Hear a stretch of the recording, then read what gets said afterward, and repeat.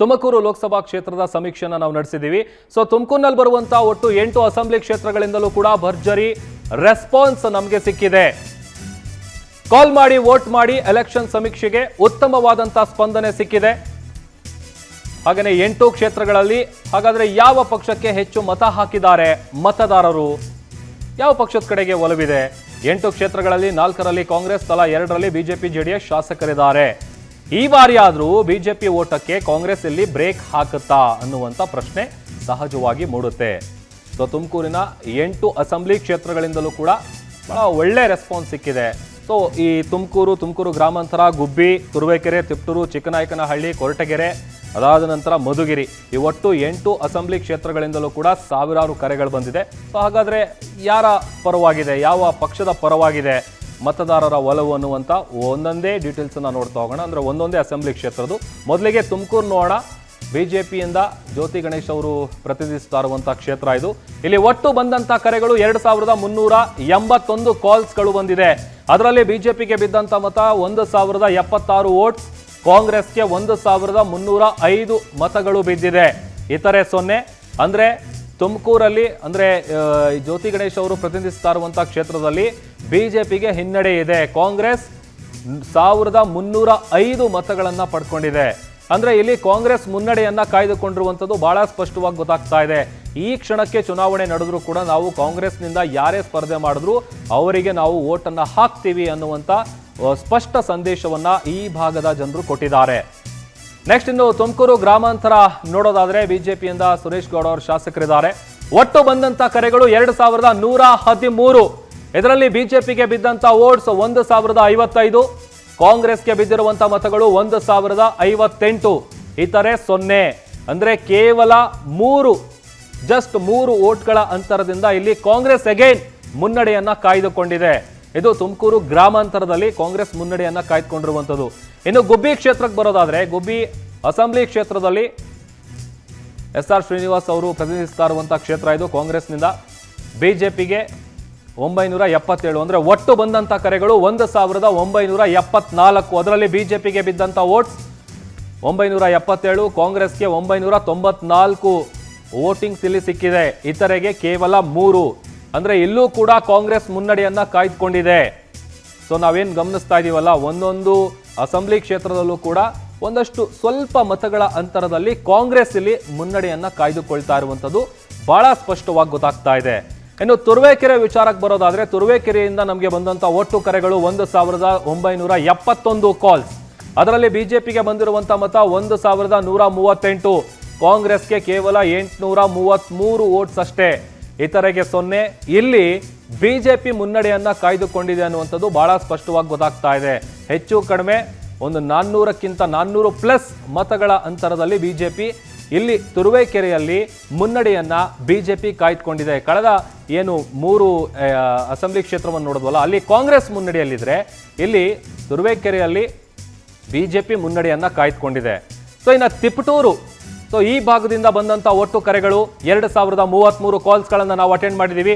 ಅದರಲ್ಲಿ ಬಿಜೆಪಿಗೆ 1136, ಕಾಂಗ್ರೆಸ್ಗೆ ಕೇವಲ 895, ಇತರೆಗೆ 2 ವೋಟ್ಗಳು ಬಿದ್ದಿದೆ. ಇಲ್ಲೂ ಕೂಡ ಬಿಜೆಪಿ ಮುನ್ನಡೆಯನ್ನ ಕಾಯ್ದುಕೊಂಡಿದೆ ಅನ್ನುವಂಥದ್ದು ಬಹಳ ಕ್ಲಿಯರ್ ಕಟ್ ಆಗಿ ಗೊತ್ತಾಗ್ತಾ ಇದೆ. ಈ ಕ್ಷಣಕ್ಕೆ ಚುನಾವಣೆ ನಡೆದರೂ ಕೂಡ ಇಲ್ಲಿ ಬಿಜೆಪಿ ಅಭ್ಯರ್ಥಿಯನ್ನ ನಾವು ಬೆಂಬಲಿಸ್ತೀವಿ ಅನ್ನುವಂಥ ಸಂದೇಶವನ್ನ ಆ ಭಾಗದ ಜನರು ಕೊಟ್ಟಿದ್ದಾರೆ. ಸೊ ಹಾಗಾದ್ರೆ ಚಿಕ್ಕನಾಯಕನಹಳ್ಳಿಯಲ್ಲಿ ಏನು JDSನಿಂದ CV ಸುರೇಶ್ ಬಾಬು ಅವರಿದ್ದಾರೆ, ಇವರು ಪ್ರತಿನಿಧಿಸ್ತಾ ಇರುವಂಥ ಕ್ಷೇತ್ರದಿಂದ ಬಂದಂಥ ಒಟ್ಟು ಕರೆಗಳು 2288 ಕಾಲ್ಸ್ಗಳನ್ನು ನಾವು ಅಟೆಂಡ್ ಮಾಡಿದ್ದೀವಿ. ಇದರಲ್ಲಿ ಬಿಜೆಪಿಗೆ 1188 ವೋಟ್ಸ್ ಬಂದಿದ್ರೆ, ಕಾಂಗ್ರೆಸ್ಗೆ 1099 ಮತಗಳು ಬಂದಿದೆ, ಇತರೆಗೆ ಕೇವಲ 1 ಮತ ಬಂದಿದೆ. ಇಲ್ಲೂ ಕೂಡ ಬಿಜೆಪಿ ಮುನ್ನಡೆಯನ್ನ ಕಾಯ್ದುಕೊಂಡಿದೆ. ನಾವು ನಂಬರ್ಸ್ ಏನು ಗಮನಿಸ್ತಾ ಇದೀವಲ್ಲ, ಒಟ್ಟು ಎಷ್ಟು ಕಾಲ್ಸ್ ಬಂದಿತ್ತು, ಅದರಲ್ಲಿ ಬಿಜೆಪಿಗೆ ಎಷ್ಟು ಮತ ಬಿದ್ದಿದೆ, ಕಾಂಗ್ರೆಸ್ಗೆ ಎಷ್ಟು ಮತ ಬಿದ್ದಿದೆ, ಜೊತೆಗೆ ಇತರೆಗೆ ಎಷ್ಟು ಮತ ಬಂದಿದೆ ಅಂತ ಇಲ್ಲೂ ಕೂಡ ಬಿಜೆಪಿ ಮುನ್ನಡೆಯನ್ನ ಕಾಯ್ದುಕೊಂಡಿರುವಂಥದ್ದು ಬಹಳ ಸ್ಪಷ್ಟವಾಗಿ ಗೊತ್ತಾಗ್ತಾ ಇದೆ. ಇನ್ನು ಕೊರಟಗೆರೆ ಕ್ಷೇತ್ರಕ್ಕೆ ಬರೋದಾದ್ರೆ ಕೊರಟಗೆರೆಯಿಂದ ನಮಗೆ ಬಂದಂತ ಒಟ್ಟು ಕರೆಗಳ ಸಂಖ್ಯೆ 2079. ಸೊ ಇಲ್ಲಿ ಬಿಜೆಪಿಗೆ 965 ಮತ ಅಷ್ಟೇ. ಬಟ್ ಇಲ್ಲಿ ಕಾಂಗ್ರೆಸ್ ನಾವು ಗಮನಿಸಬೇಕು, 1113 ವೋಟ್ಗಳನ್ನ ಕಾಂಗ್ರೆಸ್ ಕೊರಟಗೆರೆಯಲ್ಲಿ ಪಡ್ಕೊಂಡಿದೆ, ಇತರೆ ಕೇವಲ 1. ಸೊ ಸಹಜವಾಗಿ ಪರಮೇಶ್ವರ್ ಅವರು ಪ್ರತಿನಿಧಿಸ್ತಾ ಇರುವಂತಹ ಕ್ಷೇತ್ರದಲ್ಲಿ ಇಲ್ಲಿ ಕಾಂಗ್ರೆಸ್ ಮುನ್ನಡೆಯನ್ನ ಕಾಯ್ದುಕೊಂಡಿರುವಂಥದ್ದು ಬಹಳ ಕ್ಲಿಯರ್ ಆಗಿ ಗೊತ್ತಾಗ್ತಾ ಇದೆ. ಇನ್ನು ಮಧುಗಿರಿ ವಿಧಾನಸಭಾ ಕ್ಷೇತ್ರದಲ್ಲಿ ನಮಗೆ ಬಂದಂತ ಒಟ್ಟು ಕರೆಗಳು 2291 ಕಾಲ್ಸ್ಗಳನ್ನು ನಾವು ಅಟೆಂಡ್ ಮಾಡಿದ್ದೀವಿ. ಅದರಲ್ಲಿ ಬಿಜೆಪಿಗೆ 1017 ಮತ, ಕಾಂಗ್ರೆಸ್ಗೆ 1274 ಮತ, ಇತರೆ 0. ಇಲ್ಲೂ ಕೂಡ ಕಾಂಗ್ರೆಸ್ ಮುನ್ನಡೆಯನ್ನ ಕಾಯ್ದುಕೊಂಡಿದೆ. ಬಿಜೆಪಿಗೆ ಒಂದು 200-250 ಮತಗಳ ಡಿಫರೆನ್ಸ್ ಅನ್ನ ನಾವು ಗಮನಿಸ್ತಾ ಇದ್ದೀವಿ. ಅಂದ್ರೆ ಒಂದು ರೀತಿಯಾದಂಥ ಹಾವು ಏಣಿ ಆಟ ಅಂತ ನಾನು ಏನು ಹೇಳ್ತಾ ಇದ್ದೆ, ಅದೇ ರೀತಿಯಾದಂಥ ಫೈಟ್. ಯಾಕಂತಂದ್ರೆ ಸಹಜವಾಗಿ ಸ್ವಲ್ಪ ಮತಗಳ ಅಂತರದಲ್ಲೇನೆ ಇಲ್ಲಿ ಬಿಜೆಪಿ ಮತ್ತು ಕಾಂಗ್ರೆಸ್ ಎರಡೂ ಕೂಡ ಫೈಟ್ ಅನ್ನ ಕೊಡ್ತಾ ಇರುವಂಥದ್ದನ್ನ ನಾವು ಗಮನಿಸ್ತಾ ಇದ್ದೀವಿ. ಸೊ ಒಟ್ಟು 8 ಅಸೆಂಬ್ಲಿ ಕ್ಷೇತ್ರಗಳಿಂದ ಹಾಗಾದ್ರೆ ಬಂದಂತ ಟೋಟಲ್ ಕಾಲ್ಸ್ ಎಷ್ಟು? ಸೊ ಎಷ್ಟು ಕಾಲ್ಸ್ಗಳು ಬಂದಿತ್ತು ಅನ್ನುವಂಥದ್ದನ್ನ ನೋಡ್ತಾ ಹೋಗೋಣ. ತುಮಕೂರಿನ 8 ಅಸೆಂಬ್ಲಿ ಕ್ಷೇತ್ರಗಳಿಂದ ಒಟ್ಟು ಬಂದಂತ ಕರೆಗಳು 17,130 ಕಾಲ್ಸ್ಗಳನ್ನ ನಾವು ಅಟೆಂಡ್ ಮಾಡಿದ್ದೀವಿ. ಅದರಲ್ಲಿ 15,443 ಪುರುಷ ಮತದಾರರು, 1,687 ಮಹಿಳಾ ಮತದಾರರು. ಇವರೆಲ್ಲರೂ ಕೂಡ ಕರೆ ಮಾಡಿ ನಮಗೆ ಇವತ್ತು ವೋಟ್ ಮಾಡಿದ್ದಾರೆ. ಅಂದ್ರೆ ಇಂಥವರಿಗೆ ನಾವು ಬೆಂಬಲವನ್ನ ಕೊಡ್ತೀವಿ. ಬಿಜೆಪಿ ಅಭ್ಯರ್ಥಿಗೆ ಬಂದಂತ ಮತಗಳು 8,552, ಕಾಂಗ್ರೆಸ್ಗೆ ಸಿಕ್ಕಿರುವಂತ ವೋಟ್ಸ್ 8,571. ನಂಬರ್ಸ್ ನೋಡಿ ಎಷ್ಟು ಹತ್ತಿರದಲ್ಲಿದೆ ಅಂತ. ಇನ್ನು ಈ ಕ್ಷೇತ್ರದಿಂದ ಇತರರಿಗೆ ಬಂದಂತ ಮತಗಳು ಕೇವಲ 7. ಸೊ ಒಟ್ಟು 17,130 ಕಾಲ್ಸ್ ಬಂದಿದೆ. ಸೊ ಅದರಲ್ಲಿ ಬಿಜೆಪಿಗೆ ಎಷ್ಟು ಜನ ವೋಟ್ ಹಾಕಿದ್ದಾರೆ, ಕಾಂಗ್ರೆಸ್ಗೆ ಎಷ್ಟು ಜನ ವೋಟ್ ಹಾಕಿದ್ದಾರೆ. ಸೊ ಈ ಮೈತ್ರಿ ಅಭ್ಯರ್ಥಿಗೆ ಬಂದಂತ ಶೇಕಡವಾರು ಮತಗಳು 50% ಇದ್ರೆ, ಮೈತ್ರಿ ಅಭ್ಯರ್ಥಿಗೆ ಏನ್ 50% ಮತ ಬಂದಿದೆ, ಅದ್ರ ಜೊತೆಗೆ ಕಾಂಗ್ರೆಸ್ ಪಕ್ಷಕ್ಕೂ ಕೂಡ as it is same to same 50-50 ಅನ್ನುವಂತ ಲೆಕ್ಕಾಚಾರದಲ್ಲಿ ಈ ಭಾಗದ ಮತದಾರರು ತಮ್ಮ ಒಲವನ್ನ ತೋರಿಸ್ತಾ ಇದ್ದಾರೆ. ಅಂದ್ರೆ ಈಕ್ವಲ್ ಆಗಿದೆ. ಮೈತ್ರಿ ಅಭ್ಯರ್ಥಿಗೂ ಕೂಡ 50%, ಕಾಂಗ್ರೆಸ್ ಪಕ್ಷಕ್ಕೂ ಕೂಡ 50%, ಇನ್ನು ಇತರರಿಗೆ 0 ಇದೆ. ಸೊ ಈ ಒಂದು ಕ್ಷಣದಲ್ಲಿ ಚುನಾವಣೆ ಆದ್ರೂ ಕೂಡ ಇಲ್ಲಿ ನಾವು ಯಾರಿಗೆ ಓಟನ್ನ ಹಾಕ್ತೀವಿ ಅನ್ನುವಂತ ಒಂದು ಸ್ಪಷ್ಟ ಸಂದೇಶವನ್ನ ಈ ಭಾಗದ ಜನರು ಕೊಟ್ಟಿದ್ದಾರೆ. ಸೊ ಸಹಜವಾಗಿ ತುಮಕೂರು ಲೋಕಸಭಾ ಫೈಟ್ ನಲ್ಲಿ ಭಾರಿ ಪೈಪೋಟಿ ಇರುವಂತದ್ದು ಕ್ಲಿಯರ್ ಆಗಿ ಗೊತ್ತಾಗ್ತಾ ಇದೆ.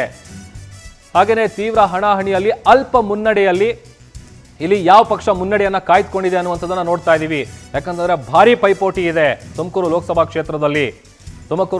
ಕ್ಷೇತ್ರದಲ್ಲಿ ತೀವ್ರ ಹಣಾಹಣಿಯಲ್ಲಿ ಅಲ್ಪ ಮುನ್ನಡೆಯನ್ನ ಇಲ್ಲಿ ಕಾಂಗ್ರೆಸ್ ಗಳಿಸ್ಕೊಂಡಿದೆ. ಅಂದ್ರೆ ಸ್ವಲ್ಪ ಮುನ್ನಡೆಯಲ್ಲಿದೆ. ಬಿಜೆಪಿ ಅಭ್ಯರ್ಥಿಗೆ ತೀವ್ರ ಪೈಪೋಟಿಯನ್ನ ಇಲ್ಲಿ ಕಾಂಗ್ರೆಸ್ ಪಕ್ಷ ನೀಡ್ತಾ ಇದೆ ಅನ್ನುವಂಥ ಸ್ಪಷ್ಟ ಸಂದೇಶ ಸಿಗ್ತಾ ಇದೆ. ಯಾರೇ ಗೆದ್ರೂ ಕೂಡ ಫೋಟೋ ಫಿನಿಶ್ ಫಲಿತಾಂಶ ಇಲ್ಲಿ ಸಾಧ್ಯತೆ ಇದೆ. ಇದು ಸರ್ವೆಯಲ್ಲಿ ತುಮಕೂರು ಮತದಾರರು ಕೊಟ್ಟಿರುವಂತ ಸಂದೇಶ. ಸೊ ಯಾವ ರೀತಿಯಾಗಿದೆ ಇಲ್ಲಿನ ವಾತಾವರಣ ಅನ್ನುವಂಥದ್ದನ್ನ ನಾವು ಗಮನಿಸಬೇಕಾಗತ್ತೆ. ಯಾಕಂತಂದ್ರೆ ತುಮಕೂರು ಲೋಕಸಭಾ ಫೈಟ್ ನಲ್ಲಿ ಭಾರಿ ಪೈಪೋಟಿ ನಡೀತಾ ಇದೆ.